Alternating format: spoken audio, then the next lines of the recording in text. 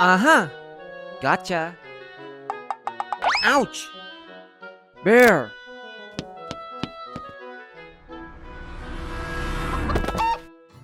That was close.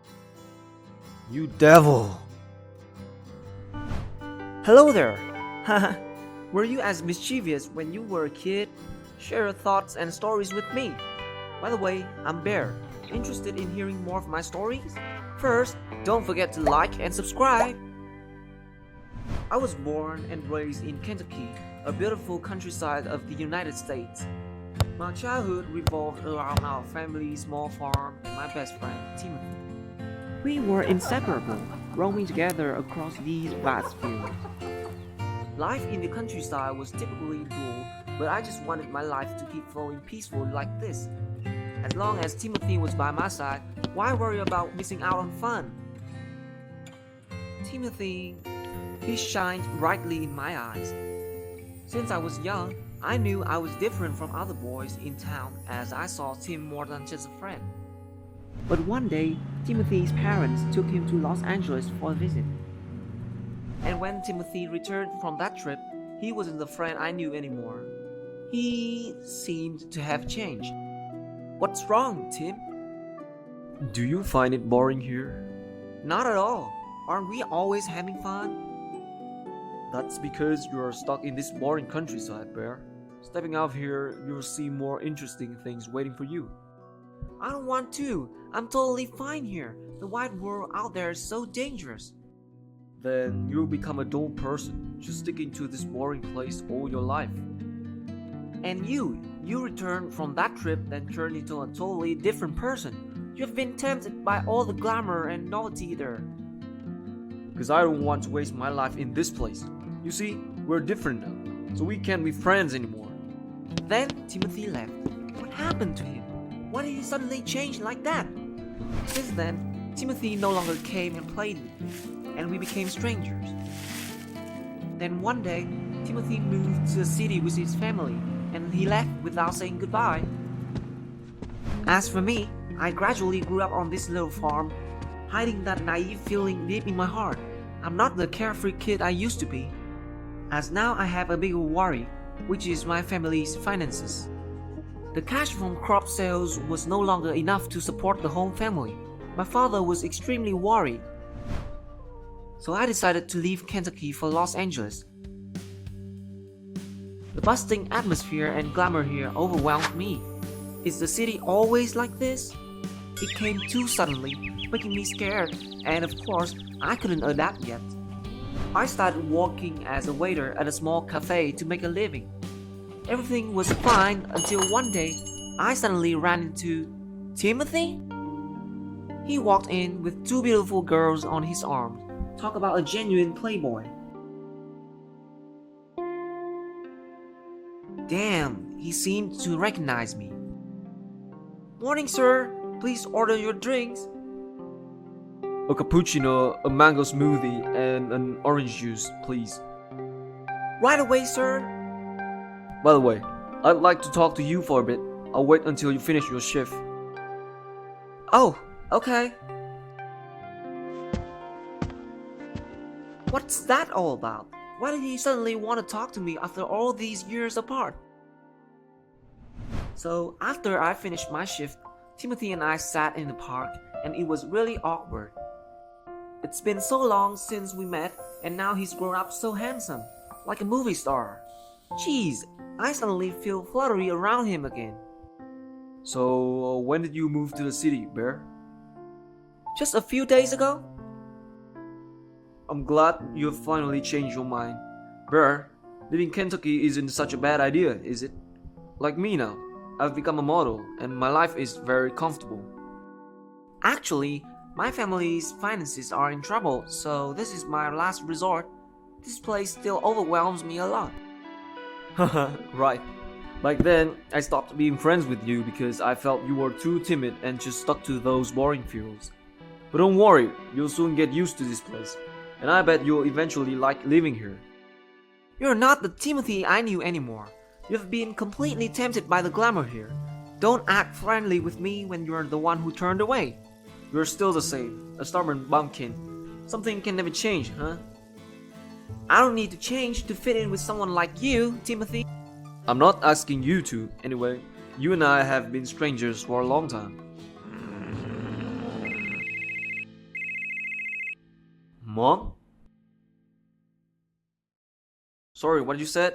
Letting Bear stay with us? Absolutely not. He has nothing to do with us anymore. Alright, he can stay with me. So I moved to Timothy's house that same day. I must admit his house is huge. You know what? Once you live with me, gotta know your place.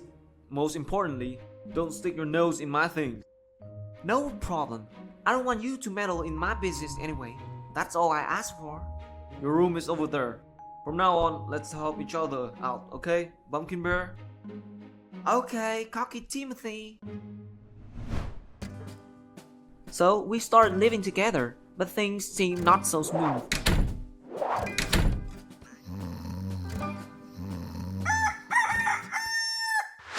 What the heck? Why do I hear roosters crowing in the city?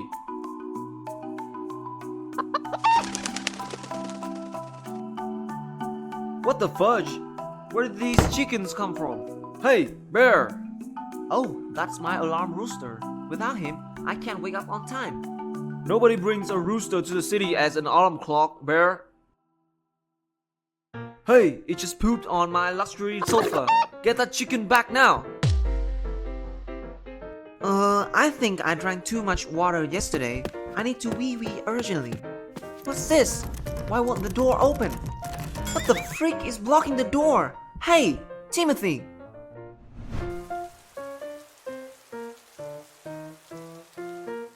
What did you do to my expensive boot, Bear? I watched a 5-minute craft and they showed how to use shoes to plant trees. Very useful. Are you kidding me, Bear? Do you know how much I paid for this boot? Even if you sell your entire chicken farm, you still can't afford it. You're just wasting money. It's just a pair of boots anyway. A bumpkin like you knows nothing about this. Don't touch my stuff and judge me. Bumpkin this, bumpkin that. Remember, you used to be a bumpkin from the countryside too. That Timothy guy seemed nothing like the friend I once knew. He's become extravagant, wasteful. Does he think money grows on trees? But that's not all. He's even a playboy, as every other day he'd bring a different lover home, all of whom seemingly wealthy. Is Timothy a gold digger or something? Hard to believe I used to have a crush on someone like this. Despite my resentment towards him, whenever I went to new and crowded places, I still had to drag him along. Can you just go alone? You're such a bother. How do you even survive in the city like this? We'll talk about that later. I can't go to those places alone right now. We continued living together despite many conflicts between us. Until one day...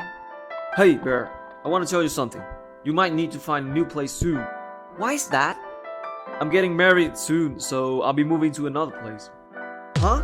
You're getting married? But with whom? Remember the first person I brought home? Yeah, that's my boyfriend. So that means you've been sneaking around with others while having a boyfriend?